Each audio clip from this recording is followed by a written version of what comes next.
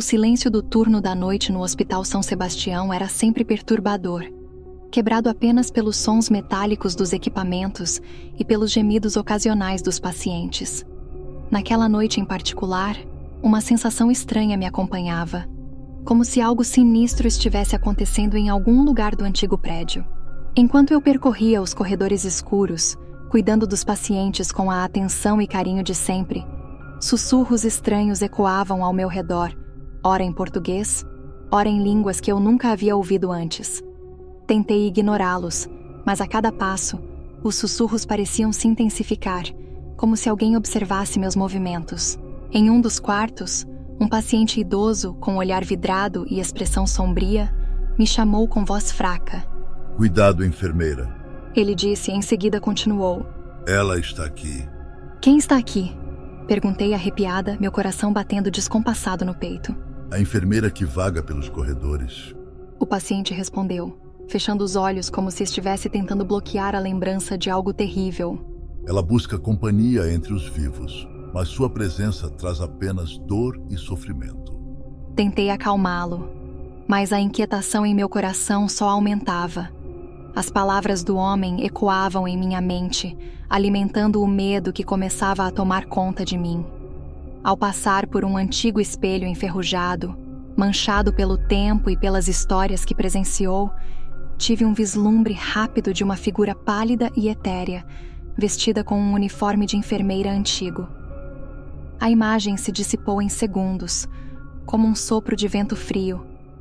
Mas naquele momento, eu sentia apenas medo. As horas seguintes se arrastaram como pesadelos. A cada sussurro, a cada sombra que se movia nos cantos escuros, eu me sentia mais próxima de um verdadeiro terror. Tentava me concentrar em meus pacientes, mas minha mente era dominada pelos sussurros e lembranças das imagens que vi. Finalmente, ao amanhecer, quando os primeiros raios de sol banharam o hospital, a sensação de mal-estar se dissipou. Exausta, mas viva, contei minha experiência para meus colegas. A maioria riu, dizendo que eram apenas os efeitos do cansaço e da minha imaginação fértil. Mas alguns, com rostos sérios e olhos que carregavam o peso de antigas histórias, pareciam acreditar no que eu estava falando. Nos dias que se seguiram, tentei seguir em frente, mas a lembrança da aparição da suposta enfermeira e dos sussurros macabros me assombravam. Eu me sentia observada, como se ela estivesse sempre à espreita, esperando o momento certo para atacar. Uma noite, enquanto cuidava de um paciente em estado crítico, ouvi uma voz fria e cortante em meu ouvido. Junte-se a nós, Mariana. A escuridão é nossa única companhia.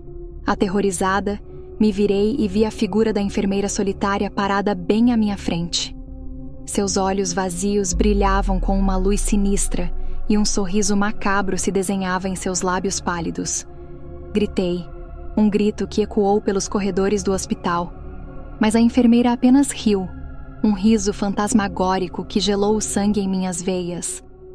No dia seguinte, fui encontrada morta em meu quarto, o rosto pálido e os olhos arregalados de horror. A causa da morte nunca foi elucidada, mas os sussurros continuaram a ecoar pelos corredores do Hospital São Sebastião, um lembrete aterrorizante da maldição que assombrava aquele lugar. Até hoje, muitos se perguntam o que realmente aconteceu comigo naquela noite. Alguns dizem que sucumbi ao medo, outros que fui vítima de uma força sobrenatural.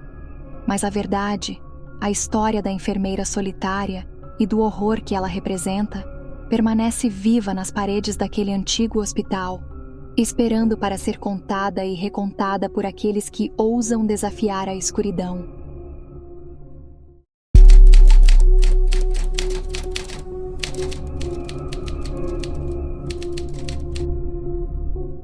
Meu nome é Ana.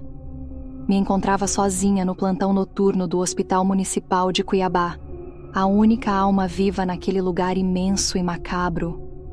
O silêncio era quase palpável, cortado apenas pelos sons ocasionais de bips dos monitores e do barulho dos meus passos.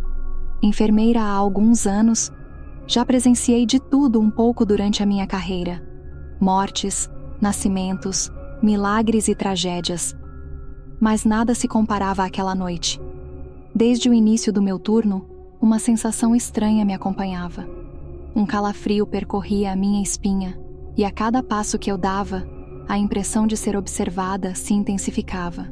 Tentei ignorar meus pressentimentos, focando nas minhas tarefas rotineiras. No setor de pacientes em estado terminal, um silêncio tenebroso pairava no ar. A única luz vinha das lâmpadas de cabeceira, que lançavam sombras estranhas nas paredes. Ao me aproximar do quarto 207, um arrepio percorreu meu corpo. A porta estava entreaberta, e um som baixo saía lá de dentro, como se alguém estivesse sussurrando em um idioma desconhecido. Hesitei por alguns segundos, dividida entre o medo e a curiosidade. A porta rangia ao ser aberta, revelando o Sr. Silva, um senhor idoso que eu conhecia há anos. Ele respirava com dificuldade, seus olhos arregalados fixos em um ponto invisível no teto. Sr. Silva? Chamei com voz baixa. Está tudo bem? Ele não respondeu. Seu olhar continuava perdido no vazio, e um sorriso macabro se formou em seus lábios. De repente, seus olhos se voltaram para mim, e um grito agudo rasgou o silêncio da noite. Corri para fora do quarto, tropeçando nos meus próprios pés. O grito do Sr. Silva ecoava pelos corredores vazios, me gelando até a alma. Subi as escadas em pânico, buscando refúgio na sala de descanso. Lá dentro, encontrei Maria, outra enfermeira do turno noturno. Ela estava pálida e tremendo, seus olhos arregalados de terror. Você ouviu isso? Ela perguntou, sua voz quase um sussurro. Sim, respondi ainda sem fôlego. O que foi aquilo? Maria balançou a cabeça sem saber o que dizer.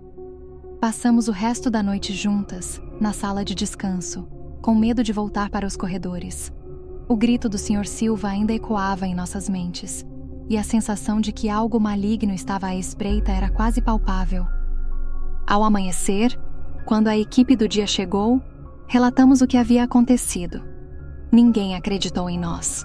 Disseram que o Sr. Silva estava delirando por causa da medicação e que o grito era apenas fruto da nossa imaginação. Mas nós sabíamos a verdade. O que havíamos presenciado naquela noite era algo terrível e inexplicável. E até hoje, o grito do Sr. Silva ainda assombra os meus sonhos, me lembrando da noite em que enfrentei o horror de frente a frente. Nos dias seguintes, o Sr. Silva faleceu em circunstâncias misteriosas. Os médicos não conseguiram identificar a causa da morte, apenas anotando em seu prontuário falência multiorgânica. Mas para mim e para Maria, a verdade era clara. Algo maligno havia tomado conta do corpo do Sr. Silva naquela noite, e o grito que ele soltou foi apenas um prenúncio do terror que estava por vir. Os rumores sobre a morte do Sr. Silva se espalharam pelo hospital como fogo em palha. Sussurros sobre assombrações e atividades paranormais se tornaram frequentes nos corredores. Pacientes e funcionários relataram ter visto vultos estranhos, ouvido sons inexplicáveis e sentido uma presença maligna no ar. Eu mesma tive várias experiências bizarras durante os meus plantões noturnos. Sombras se moviam nos cantos dos meus olhos, objetos se deslocavam sozinhos, e uma sensação de frio inexplicável me acompanhava a cada passo. O hospital municipal se tornou um lugar de terror, um lar para as sombras e para algo muito mais sinistro. Maria, incapaz de lidar com o medo crescente, pediu demissão logo em seguida. Eu fiquei sozinha, agarrada a um fiapo de sanidade. Minhas noites eram uma batalha constante contra a paranoia. Uma noite, enquanto examinava uma nova paciente, uma menina com o rosto pálido e abatido, um calafrio familiar me invadiu. Seus olhos, grandes e escuros, pareciam conter uma sabedoria ancestral. Eles estão aqui, não estão? Sussurrou ela, a voz quase inaudível.